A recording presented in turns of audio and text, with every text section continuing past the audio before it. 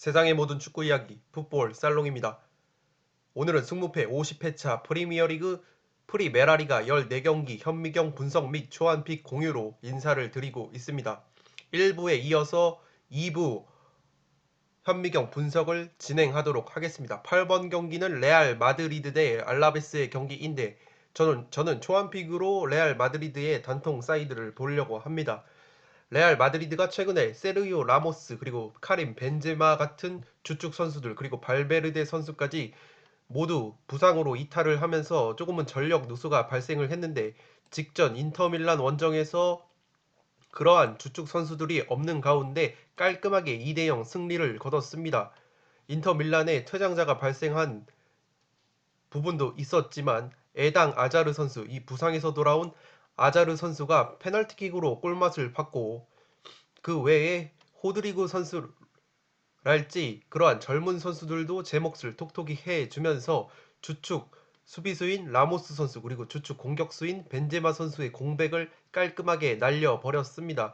그렇기 때문에 지금 5경기 최근 모든 대회 5경기 3승 1무 1패로 나쁘지 않은 분위기를 가져가고 있고 올 시즌 라리가에서 홈 경기와 원정 경기를 비교해 봤을 때 홈과 원정에서 평균 득점력은 똑같습니다. 1.67골로 홈과 원정에서 균일한 화력을 보여주고 있는데 실점 부분에서는 그래도 홈에서 굉장히 적은 실점인 0.67골을 기록을 하고 있습니다. 무실점 경기는 한 번밖에 없지만 3경기에서 한 번이고 5골을 넣었을 때 2실점밖에 하지 않았을 정도로 홈에서는 괜찮은 수비력을 보여주고 있는 것이 레알이라고 보시면 되겠습니다. 물론 주축 수비수인 세르히오 라모스 선수가 나오지 못하는 점은 레알의 수비력이 조금은 약화될 여지가 있지만 그래도 주축 선수들이 없는 가운데 백업 자원들이 제 몫을 해주고 있기 때문에 알라베스를 상대로 괜찮은 경기를 보여줄 가능성이 높다고 보여집니다. 올 시즌 리그에서는 15골을 넣고 있는데 그중 4골이 후반 막판 81분부터 90분 후반 막판에 27%의 득점 비율을 보이고 있는 것이 레알 마드리드입니다. 알라베스의 취약 시간대, 즉 알라베스가 수비가 가장 약한 시간은 후반 71분부터 80분인데 후반 중반이라고 보시면 되겠죠. 후반 중반에는 레알이 득점력이 저조한 편입니다. 후반 중반에는 한 골도 넣지 못하고 있는데 후반 막판에는 그래도 레알이 많은 골을 넣고 있고 레알은 올 시즌 오픈 플레이 상황에서 10골을 넣고 있고 페널티킥 2골, 세트피스 1골, 역습으로 1골을 넣고 있을 만큼 오픈 플레이 쪽에 조금은 치중된 공격을 보여주고 있습니다. 다만 지금 수비 상황에서 페널티킥으로 4골이나 내줬는데 이 페널티킥 4골 중 3골이 바로 발렌시아였죠. 발렌시아에 1대4로 패배를 했을 때 무려 3번의 페널티킥이나 내주면서 이 페널티킥 실점 비율이 조금은 올라간 면이 있습니다. 제가 앞서 말씀드렸던 것처럼 레알 같은 경우에는 지금 벤제마 선수의 출전이 불투명한 상황인데 벤제마 선수의 출전 여부는 제가 내일 오전에 공유드릴 최종픽에서 조금은 면밀하게 파악을 해서 말씀을 드리도록 하겠습니다. 라모스 선수까지 지금 못 나오는 상황이지만 어쨌든 아자르 선수와 호드리구 선수 등 기존에 기회를 잡지 못했던 백업 자원들이 제 몫을 해주고 있는 것이 레알이라고 보시면 되겠고 알라베스 같은 경우에는 최근에 3연 무승부를 기록했을 정도로 승리는 없지만 그래도 쉽게 패배하지 않는 흐름을 보여주고 있습니다. 발렌시아 같은 경우 지난 발렌시아와의 홈 경기에서는 2대2 무승부를 거뒀고 올 시즌 라리가 홈 경기와 원정 경기를 비교를 해 봤을 때 홈에서는 오히려 화력이 나오지 않는데 원정에서는 그래도 평균 1.25골이나 넣고 있을 정도로 홈보다는 많은 골을 조금은 넣고 있고 대신에 원정에서 홈보다 실점이 많은 것이 특징입니다. 원정에서 근소하게 득점력이 살아나고 그만큼 실점력도 늘어나는 것이 알라베스라고 보시면 되겠습니다. 올 시즌 알라베스는 리그에서 9골을 넣었는데 그 중에서 4골이 전반 10분 극초반 그리고 전반 중후반 막판에 4골을 넣었습니다. 레알 마드리드의 취약 시간이라고 볼 수 있는 전반 31분부터 40분 때에는 2골이나 넣고 있어서 그나마 알라베스가 저조한 득점력 속에서도 그래도 레알이 수비가 약한 시간에 2골이나 넣었다는 점은 알라베스가 득점할 여지가 조금은 있지 않을까도 싶습니다. 올 시즌 알라베스의 공격 패턴을 보시면 세트피스 상황에서 3골을 넣고 있는데 알라베스의 투톱인 루카스 페레스와 호셀루 선수 이 빅앤 스몰 조합이 상당히 기대 이하의 득점력을 보여주고 있습니다. 호셀루 선수 같은 경우에는 키가 190이 넘는 장신 공격수인데 제공권이 상당히 좋겠죠. 190이나 되니까. 제가 항상 알라베스 경기가 프로토든 승무패든 들어왔을 때 이 호셀루 선수를 강조를 하면서 항상 호셀루 선수의 어떤 뚝배기를 믿는 경향이 있는데 어쨌든 이 호셀루 선수가 조금은 기대 이하의 모습을 보여주고 있습니다. 어쨌든 세트피스 상황에서 3골이나 넣고 있는데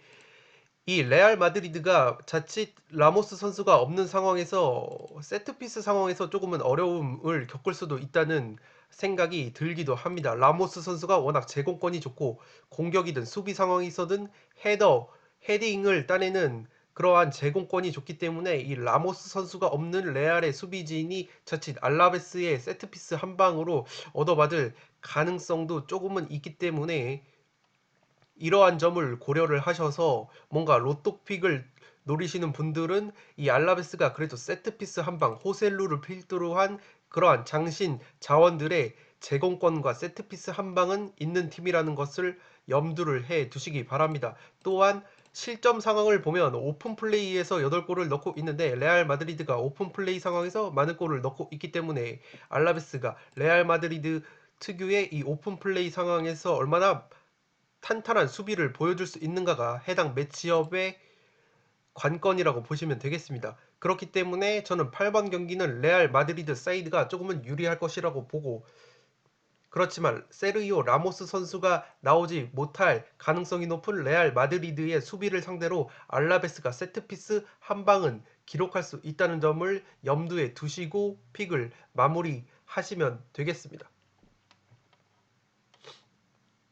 네, 9번 경기는 소트인데 맨유의 경기인데 이 경기는 저는 무패 투포를 초안픽으로 가져가려고 합니다. 그도 그럴 것이 사우스햄튼이 최근 분위기가 상당히 좋죠. 최근 리그 5경기로 따져봤을 때 3승 2무인데 7경기로 따졌을 때는 성적이 더 좋아집니다. 최근 리그 5경기에서 3승 2무로 패배가 없고 직전 울버햄튼 원정에서는 1대1 무승부를 거뒀는데 지금 사우스햄튼이 주포 에이스 공격수인 데니 잉스 선수가 부상으로 아웃이 됐지만 CEO 월콧 선수죠. 에버튼에서 임대로 데려온 그 CEO 월콧 선수가 최전방의 젊은 공격수인 채 아담스 선수와 투톱을 이루면서 찰떡 호흡을 보여주고 있습니다. 월콧 선수가 우리에게는 아스널에서 전성기를 보냈던 선수로 상당히 익숙하죠. 아스널에서 전성기를 보내고 그 다음에 에버턴으로 이적을 했는데 에버튼에서는 입지를 다지지 못하고 올 시즌에 임대 이적을 했습니다.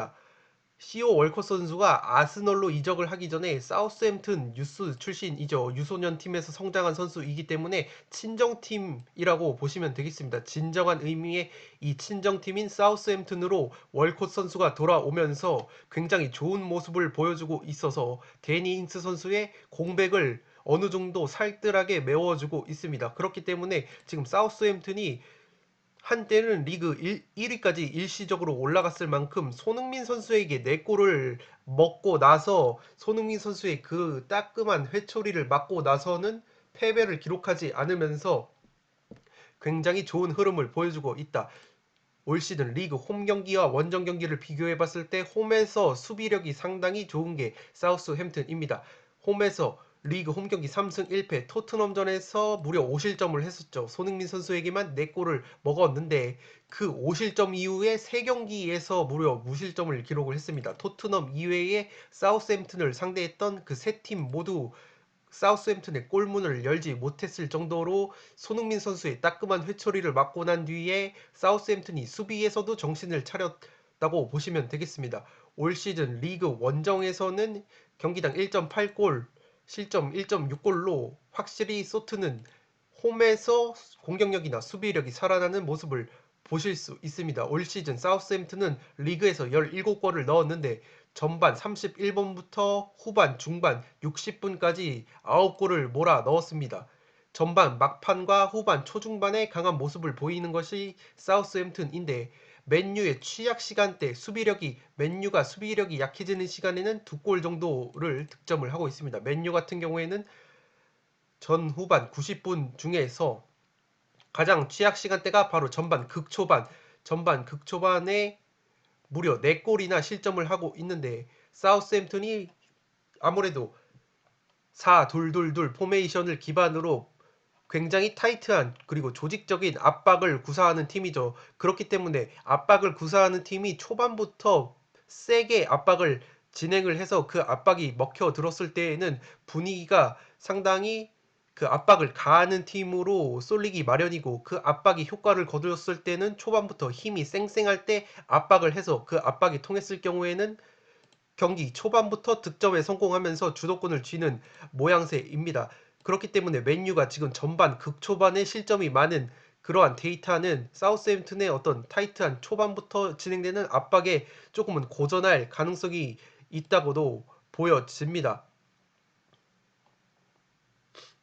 반대로 사우스햄튼이 올 시즌 실점이 조금은 많은데 아무래도 토트넘에게 5실점을 했던 것도 있지만 지금 가장 취약한 시간으로는 후반 81분부터 90분 그러니까 후반 막판에 취약한 모습을 보여주고 있습니다. 이러한 인사이트는 바로 많이 뛰는 압박 축구를 구사를 하기 때문에 아무래도 후반으로 갈수록 체력이 떨어지는 면이 있고 그렇기 때문에 이렇게 많이 뛰는 축구, 압박 축구를 구사하는 팀들은 상대적으로 데이터를 찾아봤을 때 후반, 중후반, 그리고 후반 막판에 급격하게 체력이 떨어지면서 실점을 많이 하는 모습을 보여주고 있습니다. 사우스햄튼 역시 지금 13골 중에서 가장 높은 비율인 3골을 81분부터 90분에 먹히고 있는데 반대로 맨유가 바로 그 후반 막판이죠.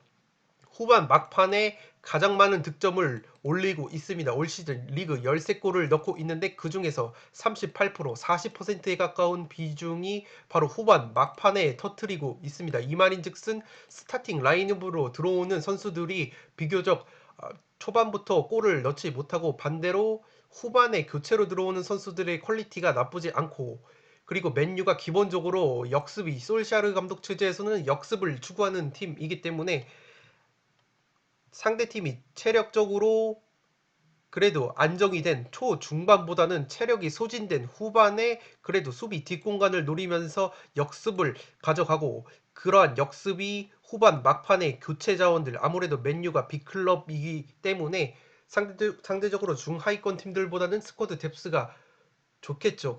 그렇기 때문에 백업으로 들어오는 선수들의 퀄리티와 상대팀의 체력적인 소진에 의해서 후반 막판에 효율적인 역습을 가져가고 있는 것으로 해석을 할 수 있습니다. 결론적으로 사우스햄튼이 초반부터 압박을 해서 그 압박으로 선제골을 기록하지 못하고 0대0 혹은 1대1 동점 흐름으로 간다면 맨유가 사우스햄튼이 체력이 급격하게 소진되는 후반, 중후반 그리고 막판에 지금 골을 몰아넣고 있고 그러한 점은 맨유의 역습이 체력이 소진됐을 때 그 후반 막판에 효과를 발휘할 수 있다는 점에서 맨유가 그래도 지금 올 시즌 홈보다는 원정에서 굉장히 좋은 모습 3승 전승을 기록하고 있기 때문에 무실점 경기는 없지만 그래도 원정에서 좋은 경기력을 보여주고 있는 맨유 사이드가 조금은 유리한 픽이라고 생각이 됩니다. 그렇기 때문에 저는 9번 경기 같은 경우에는 초안픽으로 무패를 가져갈 생각인데 아무래도 사우스햄튼이 최근 분위기가 너무 좋고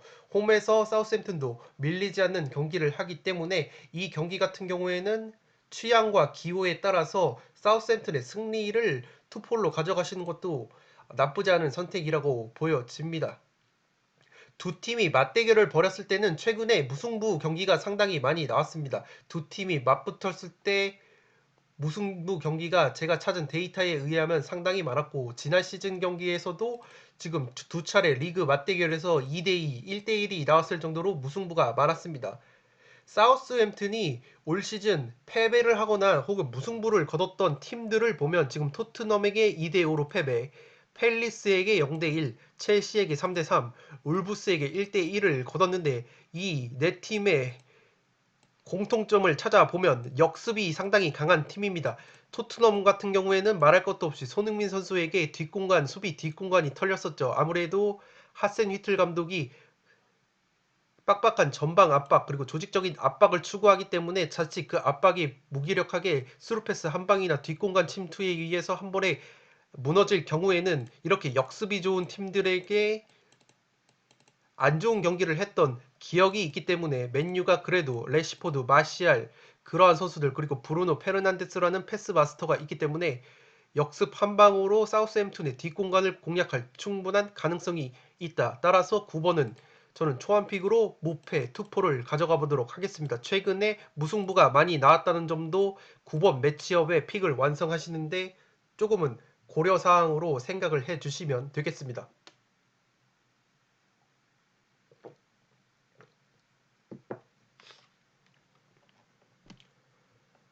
네, 10번 경기는 헤타페 대 빌바오의 경기인데 이 경기가 개인적으로는 조금 머리가 아팠습니다. 아무래도 풋볼 살롱의 최종 픽은 제가 웬만하면 온라인 한도를 넘지 않는 선에서 말씀을 드리고 거의 항상 32,000원짜리 픽을 구성해서 말씀을 드리는데 그러한 이유는 제가 32,000원을 구매를 하고 나머지 한도죠. 16,000원짜리 혹은 8,000원짜리 픽을 조금은 보험용으로 구성을 하는 습관이 있습니다. 그렇기 때문에 제가 32,000원짜리 픽을 구성함에 있어서 폴더가 굉장히 부족한데 이번 50회차 같은 경우에는 굉장히 아리까리한 매치업이 많습니다. 그렇기 때문에 풋볼살롱의 픽을 그대로 따라가실 경우에는 뭐 아니면 도로 이도 저도 안 될 수가 있기 때문에 제가 이 1번부터 14번 경기를 현미경 분석을 해드리고 있는데 그 1번부터 14번 경기를 똑같은 비중으로 그리고 똑같은 어떤 밀도로 분석을 다 해드릴 수는 없습니다. 이변이 나올 것 같은 경기 그리고 제가 데이터가 조금 더 많이 취합이 되고 좀 더 경기를 많이 봤던 팀들의 분석에 조금 더 시간을 할애를 하기 때문에 1번부터 14번 경기가 똑같은 비중으로 분석이 되지 못하고 더욱이 승무패 50회차 같은 경우에는 아리까리한 매치업이 많기 때문에 반드시 자신이 먼저 제가 제시드리는 이 자료를 바탕으로 픽을 구성을 하신 다음 1번부터 14번 분석 중에서 마음에 드는 부분만 추가를 하셔서 최종 픽을 구성하시기 바랍니다. 네, 10번 경기 같은 경우에는 지금 헤타페 사이드가 조금은 그래도 정배 느낌이 나고 있고 실제로도 저 역시도 심중에는 지금 헤타페 쪽에 어떤 폴더를 투자해서 이 경기는 투포를 잡고 가고 싶은 마음이지만 한번 빌바오를 믿어보고 싶은 이유는 올 시즌 빌바오가 원래는 지난 시즌부터 승부패를 사오신 분들은 알겠지만 무승부가 상당히 많은 팀이죠. 무바오라고 별명까지 있을 정도로 무승부를 굉장히 많은 거두는 팀인데 올 시즌에 무승부가 단 한 차례도 없습니다. 반면에 헤타페는 지난 시즌에 굉장히 압박 축구로 센세이션을 일으키면서 라리가에서 좋은 모습을 보여줬었는데 올 시즌 지난 시즌만큼의 포스가 나오지 않고 있습니다. 올 시즌 리그 홈 경기에서 3연승을 초반에 거뒀었는데 최근에는 홈에서도 2연패를 거두면서 홈에서의 어떤 강점도 사라지고 있는 것이 헤타페입니다. 올 시즌 원정에서는 홈보다도 훨씬 안 좋은 성적인 3무 1패를 거두고 있는데 그나마 빌바오를 홈으로 불러들인다는 점은 헤타페가 분위기 반전에 어떤 여지가 있다고 보시면 되겠습니다. 올 시즌 라리가 5경기에서 1승 2무 2패로 4경기째 승리가 없는 게 헤타페인데 제가 최근에 헤타페 경기를 조금은 봤었는데 헤타페의 흐름인 어떤 전방 압박은 잘 작동이 되는데 그 전방 압박 이후에 득점이 터지지 않고 있습니다. 최전방에 마타랄지 앙헬 선수가 최전방에서 결정을 지어줘야 하는데 이 최전방 공격수들의 골 결정력이 지난 시즌만큼 나오지 못하면서 이 헤타페가 많이 뛰는데 실속이 없는 느낌이 나고 있습니다. 아무래도 헤타페가 제가 앞서 말씀드렸던 것처럼 이런 사우스햄튼 그리고 리즈 유나이티드 그리고 헤타페처럼 기본적으로 선수들이 왕성한 활동량을 가져가고 조직적인 압박을 추구하는 팀은 경기 초중반에 어떤 승부를 보는 경향이 있는데 이 헤타페가 초중반에도 골을 많이 넣지 못하면서 지금 리그에서 8골에 그치고 있습니다. 그나마 홈에서는 6골을 넣고 있는데 지난 시즌 헤타페가 보여준 만큼의 어떤 그러한 역동성과 득점력이 나오지 못하면서 고전을 면치 못하고 있습니다. 올 시즌 빌바오의 취약 시간은 빌바오가 지금 수비 상황에서 올 시즌 9골을 내주고 있는데 그 중에서 41분부터 50분, 그러니까 전반 막판부터 후반 초반에 3골을 실점하면서 이 시간대가 가장 취약 시간이라고 보시면 되겠는데, 이 시간대에 헤타페가 한 골밖에 넣지 못했습니다. 반면에 제가 아까 사우스햄튼을 예로 들으면서 그렇게 압박을 추구하는 팀들이 후반 막판에 많은 실점을 내주는 경향이 있다고 말씀을 드렸는데, 헤타페 같은 경우에도 지금 올 시즌 9골을 실점을 했는데, 그 중에서 가장 많이 실점을 한 시간이 바로 이 81분부터 90분입니다. 실점 9골 중에서 2골이 전반 초반에, 그리고 전반 초중반에 4골을 먹었지만 후반으로 갈수록 후반 막판에도 2골이나 실점을 하면서, 헤타페 역시 후반 막판으로 갈수록 아무래도 압박 축구를 구사하다 보니까 체력이 급격하게 소진이 되면서 실점을 허용하는 패턴을 보여주고 있는데, 반대로 빌바오는 11골 중에 무려 7골이 후반, 중후반 이후에 터졌습니다. 또한 후반 막판 81분부터 90분까지 3골이나 넣으면서 빌바오가 후반 공격력, 집중력을 상당히 끌어올리는 모습을 보여주고 있고, 그 말인즉슨 지금 헤타페가 많이 뛰는 축구, 올 시즌에도 많이 뛰는 축구, 압박 축구를 구사하고 있는데, 그러한 축구를 구사할 경우에는 체력이 많이 떨어지기 때문에 후반 막판으로 갈수록 이 빌바오의 어떤 후반 막판 공격 집중력이 살아나면서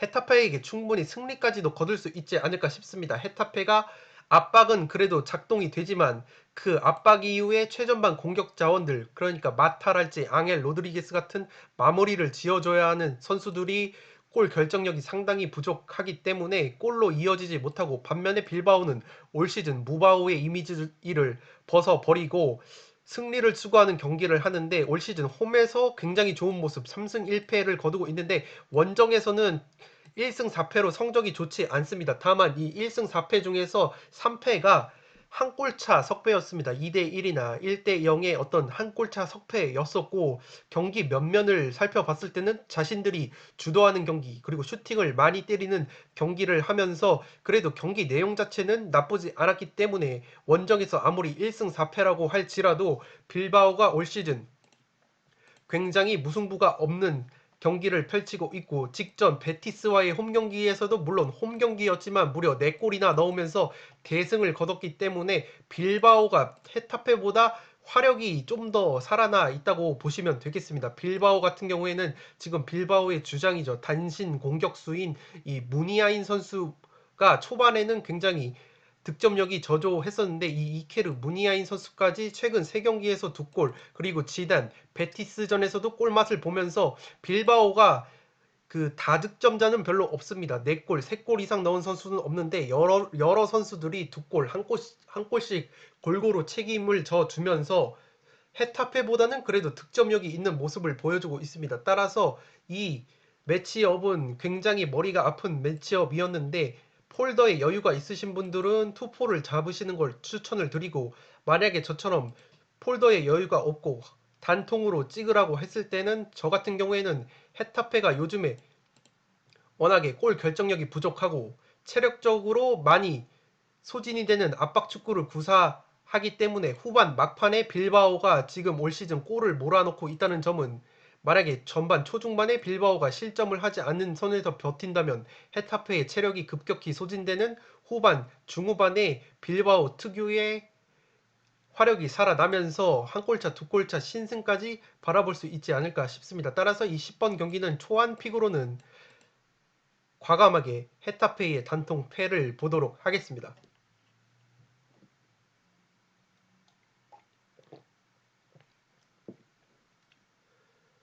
제가 중간중간에 텀을 갖는 이유는 아무래도 속사포로 말씀을 드리기 때문에 목에 무리가 가서 물을 한 모금씩 먹고 있다는 점을 말씀을 드리고, 구독자 여러분들의 넓은 양해를 부탁드리겠습니다.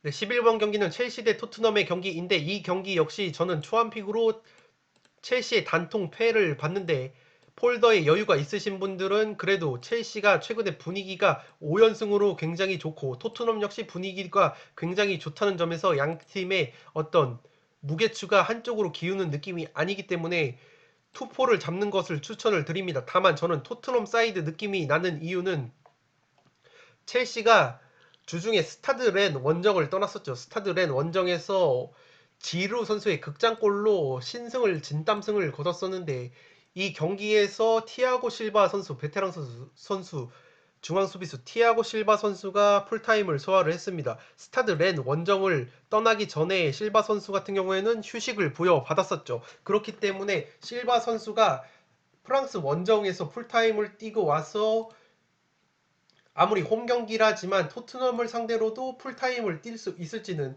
상당히 의문이라고 봅니다. 다만 경기 자체가 중요하다 보니까 램파드 감독이 티아고 실바 선수를 어떻게든 선발로 넣을 것 같긴 한데 그래도 이 티아고 실바 선수가 두 경기 연속으로 풀타임을 소화함에 있어서 굉장히 체력적인 부담이 있기 때문에 지금 토트넘이 오늘 새벽에 있었던 유로파리그 경기에서 손흥민 선수와 케인 선수를 벤치에 앉혀두고 시작을 했는데 백업 선수들이 골을 많이 넣어주면서 손흥민 선수와 케인은 아예 쓰지도 않았죠. 그렇기 때문에 손흥민 선수와 케인 선수가 모처럼 꿀맛 같은 휴식을 취했기 때문에 이, 이 요즘 찰떡 호흡을 자랑하고 있는 손 케인 듀오가 꿀맛 같은 휴식까지 취하고 첼시의 어떤 뒷공간을 후벼 팔 수 있을 가능성이 높다고 보여집니다.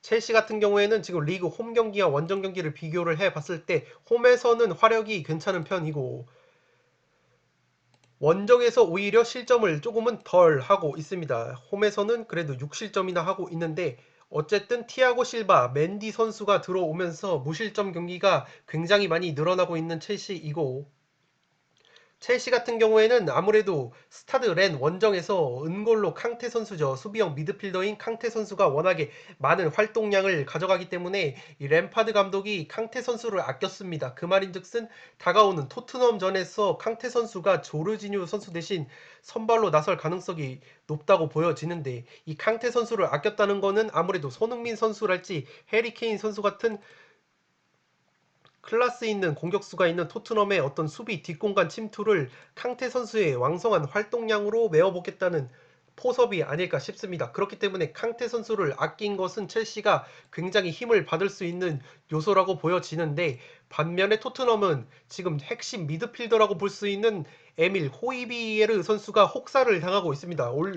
이번 새벽에 있었던 유로파 리그 경기에서도 로테이션을 해줄 법도 했는데 무리뉴 감독이 워낙 호이비에르 선수를 중용을 하다 보니까 굉장히 많은 시간을 소화를 했고 그렇기 때문에 호이비에르 선수가 체력적으로 과연 첼시전에 얼만큼 준비가 될 수 있을지가 관건이라고 보여집니다.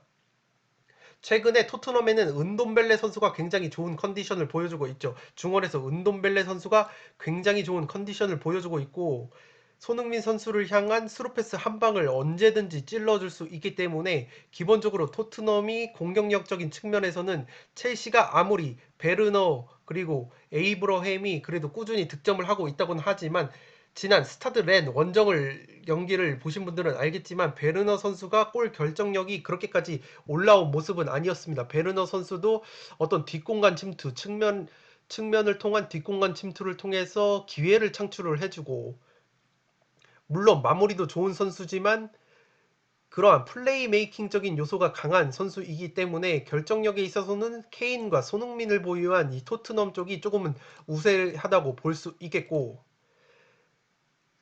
그렇지만 토트넘이 지금 토비 알더베이럴트 선수, 중앙 수비수 알더베이럴트 선수가 부상으로 이탈을 한 상황이기 때문에 지금 중앙 수비수인 다이어 선수의 어깨가 무거워졌습니다. 그렇기 때문에 지금 첼시는 티아고 실바 선수가 프랑스 원정을 떠났고 돌아왔다는 점, 그리고 토트넘은 토비 알더베이럴트 선수가 부상으로 이탈했다는 점은 양팀 모두 수비 쪽에서 조금은 전력 누수가 발생할 수도 있겠다는 생각이 듭니다.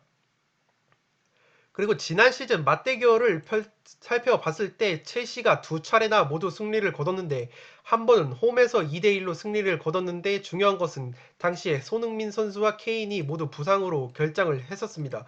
또한 원정에서도 2대0 승리를 거뒀었는데 당시에 손흥민 선수가 그 리디거 선수를 가격했다는 이유로 퇴장을 당했었죠. 그렇기 때문에 첼시가 지난 시즌에서 맞대결에서 우위를 보였었는데 당시에 손흥민 선수가 두 차례나 나오지 못했고 해리 케인 선수마저 한 번이나 빠졌기 때문에 지금 절정의 골 감각 콤비를 보여주고 있는 이 케인 손 듀오가 꿀맛 같은 휴식을 취했기 때문에 첼시전에 들어온다면 지난 맨시티전에 이어서 토트넘이 화력적으로 첼시를 그래도 압도할 여지가 충분하다고 보여집니다.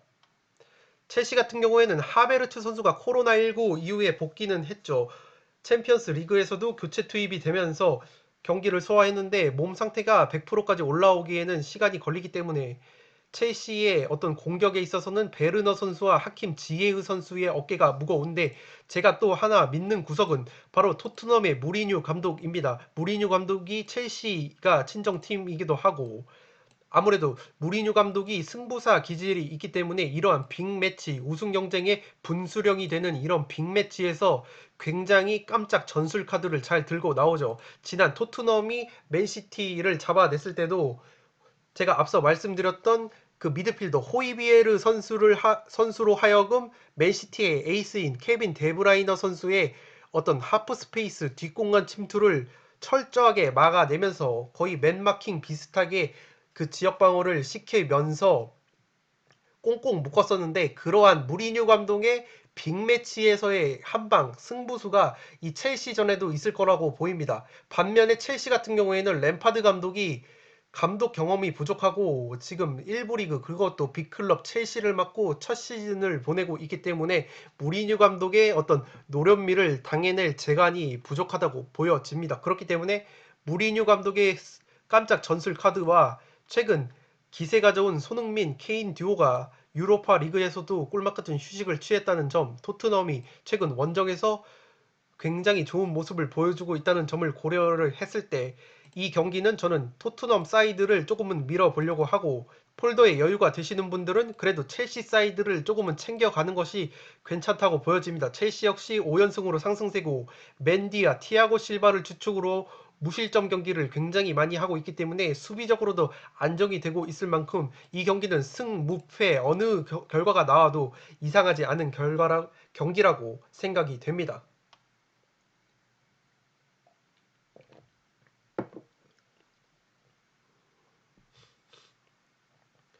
네, 12번 경기는 셀타비고 대 그라나다의 경기입니다.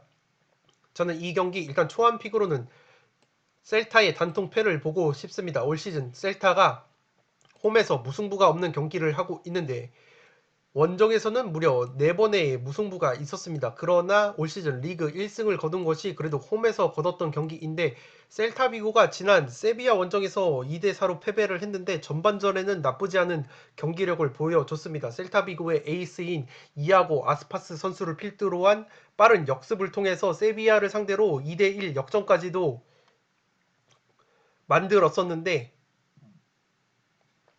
후반전에 많은 골을 실점을 하면서 세비야에게 패배를 했습니다. 올 시즌 셀타비고의 문제점으로는 지금 홈에서 4경기를 치렀는데 무실점 경기가 단 한 경기도 없습니다. 홈에서는 무려 평균 실점이 2.5골이나 될 정도로 많은 실점을 하고 있기 때문에 셀타비고의 가장 큰 문제점은 바로 수비력이라고 보시면 되겠습니다. 올 시즌 8골 중 4골이 바로 전반 막판과 후반 초반에 터졌는데 그라나다의 취약 시간 중에서 전반 41분부터 후반 50분에 그라나다가 조금은 수비 집중력이 약해지는데 그 구간에서 2골을 넣었다는 점은 그래도 셀타비거가 그라나다를 상대로 골망을 흔들 여지는 조금은 있다고 보여집니다. 어쨌든 셀타비고가 수비력이 상당히 약하고 올 시즌 오픈 플레이 상황에서 4골, 제가 앞서 말씀드렸던 것처럼 세비야전에서 날카로운 역습을 보여줬었죠. 그렇기 때문에 셀타비고는 오픈 플레이와 역습에 강점이 있다고 보시면 되겠고 반대로 수비 상황에서는 오픈 플레이 상황에서 13골 그리고 페널티킥을 많이 내주고 있다는 점이 셀타의 수비적인 약점이라고 보시면 되겠습니다. 지난 시즌 맞대결에서는 그라나다의 어떤 1무 1패로 열세에 처했는데 당시 패배를 했을 때는 셀타비고의 2명의 퇴장자가 발생을 했었습니다. 그라나다 같은 경우에는 올 시즌 초반 행보가 나쁘지 않습니다. 지금 유로파 리그를 병행을 하고 있는데 새벽에 있었던 유로파 리그 홈 경기에서 2대1 승리를 거두면서 분위기가 나쁘지 않은 상황이고, 올 시즌 리그 홈 경기와 원정을 따져봤을 때는 그래도 원정이 홈보다는 열세에 빠져 있습니다. 올 시즌 홈에서는 3승이나 거뒀는데 원정에서는 단 1승밖에 거두지 못했습니다. 원정으로 왔을 때는 득점이 홈보다 평균 2배의 차이가 날 정도로 화력이 약해지는 게 바로 그라나다라고 보시면 되겠는데, 올 시즌 그라나다의 특징으로는 수비 상황에서 세트피스 상황에서 많은 골을 내주고 있습니다. 다만 셀타비고가 세트피스가 그렇게 강한 팀은 아닙니다. 그렇기 때문에 세트피스 상황에서 약한 그라나다가 수비적인 측면에서는 그래도 조금은 웃을 수 있는 점이라고 볼 수 있겠고, 셀타비고 같은 경우에는 지금 취약 시간으로 분류되는 게 후반 막판입니다. 후반 막판에 5골을 실점을 하고 있는데, 그라나다 같은 경우에는 셀타비고의 취약 시간대인 후반 막판에 2골을 넣고 있다는 점에서 양팀 모두 각자의 취약 시간대 그래도 득점을 한 경험이 있기 때문에 두 팀의 전력상 충분히 골이 터질 가능성은 높다고 보여지고, 그라나다 같은 경우에는 앞서 말씀드렸던 것처럼 새벽에 유로파리그 경기를 치르고 왔습니다. 그렇지만 지금 후반에 교체 카드를 활용을 하면서 주축 선수들의 체력 안배를 그래도 조금은 한 상황입니다.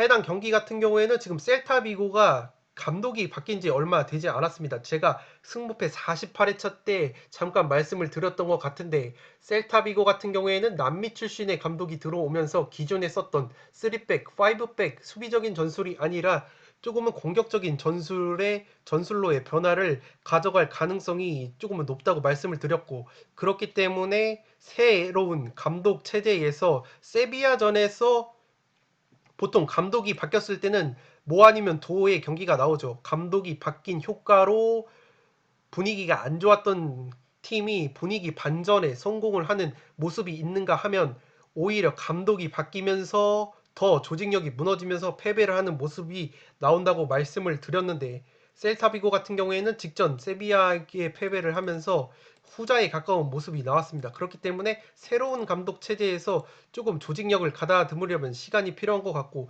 저는 이 경기 같은 경우에도 어떤 결과가 나와도 이상하지 않을 거라고 보는데, 기본적으로는 그래도 그라나다가 올 시즌 더 좋은 모습을 보여주고 있고 유로파 리그를 병행하는 상황 속에서도 꾸준히 결과를 만들어가고 있다는 점에서 그라나다가 셀타비고를 상대로 쉽게 패배를 할 것 같진 않습니다. 따라서 초안 픽으로는 셀타비고의 단통패를 가져가려고 하고, 해당 경기 같은 경우에는 제가 최종 픽에서 부상이나 결장자를 조금 더 파악을 해서 픽에 변화가 있으면 말씀을 드리도록 하겠습니다.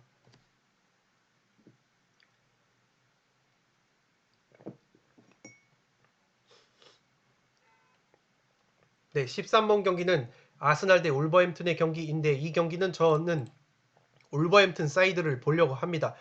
제가 승무패 48회차에서 아스날을 버리고 리즈 단통 사이드를 갔었는데 아쉽게 리즈가 골대를 3번이나 맞추면서 승리를 거두지 못하고 무승부를 거뒀죠.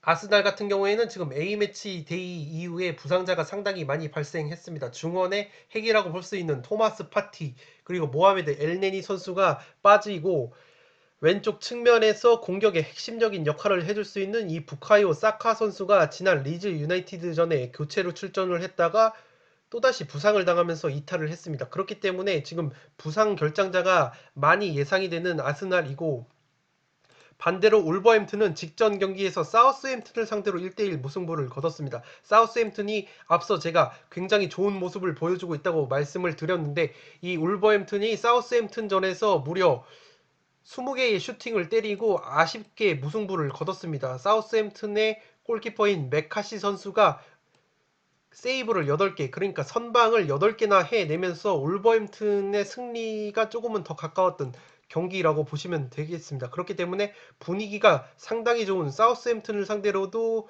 굉장히 좋은 모습을 보여줬던 것이 울버햄튼이고, 울버햄튼 같은 경우에도 3백을 기반으로 상당히 조직력 있는 수비를 구축한 다음에 빠른 카운터 어택을 시도를 하죠. 아다마 트라오레 같은 직선적인 그리고 단단한 직선적인 움직임이 좋은 선수들이 있는가 하면 올 시즌에는 이선에 네투와 포덴세 선수 같은 선수가 디오고 조타 선수의 공백을 메우고 있는데 그러한 선수들의 합류, 주전 도약으로 인해서 굉장히 이선에서 짜임새 있는 플레이가 가능해진 것이 울버햄튼입니다.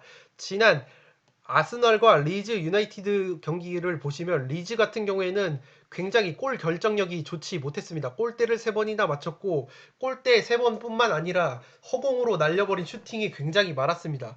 반면에 울버햄튼에는 그래도 라울 히메네즈라는 우리나라 대표팀 A매치 멕시코와의 A매치 대표팀 A매치 경기에서도 그 골을 넣었었던 그 히메네즈라는 걸출한 스트라이커, 결정력이 아주 좋은 그러한 히메네즈라는 공격수를 보유하고 있기 때문에 리즈 유나이티드보다도 골 결정력이 훨씬 높은 팀이 울버햄튼이라고 보시면 되겠습니다. 그렇기 때문에 지금 아스날이 핵심 미드필더인 파티와 엘네니의 출전이 불투명한 상황에서 자신들이 원하는 그러한 패스 축구 그리고 점유 축구를 제대로 구사하기란 힘들 것 같고 반대로 울버햄튼 같은 경우에는 그래도 아스날이 주도권을 쥘 가능성이 높은데 점유율을 쥘 가능성이 높겠죠. 아스날이 점유율을 준다면 울버햄튼이 점유율에 연연하는 팀이 아니기 때문에 그리고 오히려 아스날이 핵심 중앙 자원들이 빠지기 때문에 울버햄튼의 지금 중앙 미드필더로는 네베스 선수와 그리고 덴동커 혹은 무티뉴 그러한 선수들이 포진을 하기 때문에 오히려 중원에서도 울버햄튼이 아스널보다 압도적인 경기력을 보여줄 수 있다고 생각이 됩니다. 그렇기 때문에 울버햄튼이 유로파리그를 치르고 온 아스날을 상대로 체력적으로도 우위에 있을 뿐만 아니라 골 결정력에 있어서도 히메네즈 선수가 있기 때문에 지금 아스날의 주포인 오바메양 선수가 굉장히 골을 넣지 못하고 있고 부진에 빠져 있죠. 아스날 같은 경우에는 새벽에 유로파리그를 치르고 왔는데 몰대 원정을 떠났지만 로테이션을 돌리면서 오바메양 선수에게 휴식을 부여를 했습니다. 다만 이 오바메양 선수가 지금 굉장히 올 시즌 골이 저조하고 아스날의 어떤 3백 체제에서 맞지 않는 옷을 입고 있는데 지난 리즈 유나이티드에는 백업이 아니라 백포죠. 포백 라인 그러니까 4-2-3-1 포백 체제로 나왔는데 그 포백 체제에서 최전방 공격수로 나왔음에도 불구하고 골을 넣지 못했습니다. 그렇기 때문에 지금 3백이냐 포백이냐 그러한 체제의 문제가 아니라 오바메양 본인 스스로의 컨디션 문제까지 겹쳐 있는 모습이기 때문에 아스날의 오바메양 선수가 아무리 휴식을 취하고 나온다고 하더라도 울버햄튼의 기본적인 탄탄한 수비를 뚫어내기에는 조금은 역부족이지 않나 싶습니다. 그렇기 때문에 아스날 쪽에 주축 선수들의 부상이 많고 울버햄튼이 최근 나쁘지 않은 흐름을 보여주고 있고 직전 경기에서 사우스햄튼을 상대로도 굉장히 좋은 경기를 펼쳤기 때문에 특유의 결정력과 탄탄한 조직력을 앞세워서 한 골차, 두 골차 신승까지 바라볼 수 있지 않을까 싶습니다. 따라서 13번 경기는 저는 아스날의 단통 패를 초안픽으로 가져가겠습니다.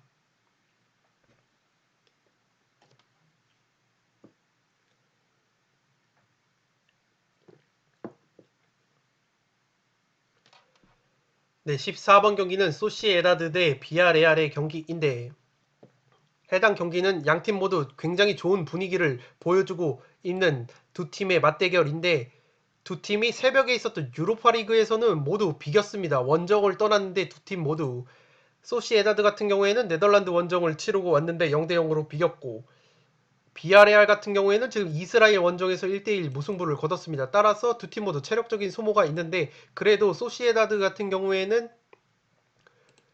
지금 오야르사발과 포르트 이런 주축 공격수들이 무려 80분이나 소화를 하고 교체가 돼서 지금 비아레알전에서 체력적으로 조금은 문제가 있을 것으로 보입니다. 비아레알 같은 경우에는 후반 63분에 교체카드 4장을 한 번에 사용을 하면서 주말에 있을 이 소시에다드전을 대비하는 모습을 보였기 때문에 그래도 비아레알이 이스라엘 원정을 떠났기 때문에 소시에다드와 비아레알이 체력적으로는 그렇게 우열을 가릴 수 없는 상황이라고 보여지고 소시에다드가 올 시즌 홈에서 굉장히 좋은 모습을 보여주고 있습니다. 원정에서 더 좋은 모습을 보여주고 있지만 홈에서도 괜찮은 모습을 보여주고 있고 무실점 경기를 3번이나 할 정도로 지금 짠물 수비 홈과 원정에서 평균 0.4골밖에 내주지 않는 이 짠물 수비를 바탕으로 리그 선두를 달리고 있습니다. 다만 소시에다드가 지금 다비드 실바 선수 플레이메이커 다비드 실바 선수가 햄스트링 부상으로 이탈이 된 상황이라서 출전이 불투명한데 그러한 점에 지금 오야르사발과 포르투가 유로파리그에서 80분 이상을 소화한 상황에서 플레이메이커 다비드 실바까지 출전이 불투명하다면 소시에다드가 자랑하는 그런 화력이 조금은 약화될 가능성이 있지 않을까 싶습니다. 올 시즌 비아레알의 취약 시간대에는 3골이나 넣고 있는데 비아레알이 지금 취약 시간대가 전반 11분부터 후반 50분 그러니까 전반 중반부터 후반 초반까지 수비가 약해지는 모습을 보여주고 있는데 해당 시간대에 소시에다드가 3골을 넣고 있다는 점은 그래도 소시에다드가 화력을 살릴 여지가 조금은 있어 보이고 올 시즌 PK골이 상당히 많은 것이 눈여겨봐야 할 대목인 것 같습니다. 세트피스 또한 4골로 강한데 반대로 비아레알이 그렇게 세트피스 상황에서 골을 많이 내주는 팀은 아닙니다. 그렇기 때문에 소시에다드의 세트플레이 상황에서 실점은 조금은 가능성이 희박할 것 같고 비아레알 역시 지금 PK 4골로 소시에다드 못지않게 페널티킥으로 많은 골을 넣고 있습니다. 비아레알 같은 경우에는 올 시즌 홈과 원정을 비교를 해봤을 때 원정에서 조금은 안 좋은 경기력을 보여주고 있습니다. 홈에서 무패 4승 2무를 달리고 있는 것과 비교를 했을 때 원정에서는 1승 2무 1패로 조금은 나쁜 성적을 거두고 있는데 홈에서는 1.83골, 2골 가까운 화력을 보여주고 있지만 원정에서는 0.75골로 화력이 떨어지는 모습을 보여주고 있습니다. 이러한 상황에서 지금 비아레알 같은 경우에는 주포라고 할 수 있는 알카세르 선수가 지난 레알 마드리드전에서 근육 부상을 당했습니다. 그렇기 때문에 지금 유로파 리그에서도 결장을 한 상황이기 때문에 이 만약에 알카세르 선수가 나오지 못한다면 비아레알의 최전방 공격에 있어서 전력 누수가 조금은 심할 것으로 보입니다. 그렇기 때문에 지금 소시에다드에는 다비드 실바 선수가 못 나오지만 오야르사발과 포르투가 있기 때문에 득점력에 있어서는 그렇게 걱정이 되지 않는 소시에다드인데 반면에 이 알카세르 선수가 빠진다면 비아레알의 화력에 있어서는 굉장히 큰 문제라고 보여지기 때문에 제가 최종 픽에서 이 알카세르 선수의 출전 여부를 조금 더 면밀하게 살펴드리도록 하겠습니다. 또한 지난 소시에다드 지난 시즌 맞대결을 펼쳐봤을 때 1승 1패로 팽팽한 모습을 보여줬는데 모두 원정팀이 2대1로 승리를 거뒀습니다.